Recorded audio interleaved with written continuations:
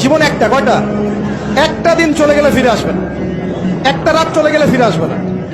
আমরা যদি একবার কবরে চলে যাই ফিরে আসতে পারবো না। যা করার এই জীবনে করতে হবে।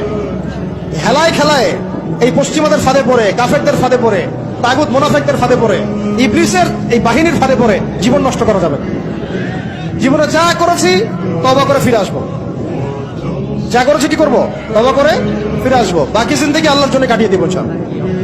বাকি জিন্দেগির প্রতিটা দিন রাত, ওঠা বসা চলাফেরা শুধুমাত্র একজন ব্যক্তিকে অনুসরণ করবো আমরা ইনশাআল্লাহ। তার নাম কি?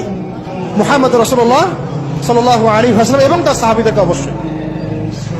এছাড়া আমাদের সামনে আর কিচ্ছু নাই, আর কোনো রাস্তাও খোলা নাই। আমাদেরকে বুঝতে হবে আল্লাহ পাক এই দুনিয়াতে আমাদেরকে তার ইবাদত করার জন্য পাঠিয়েছেন। আল্লাহ পাক দেখতে চান আমলে কেউ আহসান, আল্লাহ পাক দেখতে চান আইয়ুকুম আহসানু আমালা। আল্লাহ পাক সাফল্য বলতে তাই বুঝিয়েছেন ফামান যুহজিহা আনিন নার ওয়া উদখিলাল জান্নাতা ফাকাদ ফাজ। ওইটাই সাফল্য, দুনিয়ার সাফল্য চিরস্থায়ী নয়। আল্লাহ পাক আমাদের তরুণ ভাইদেরকে কবুল করেন।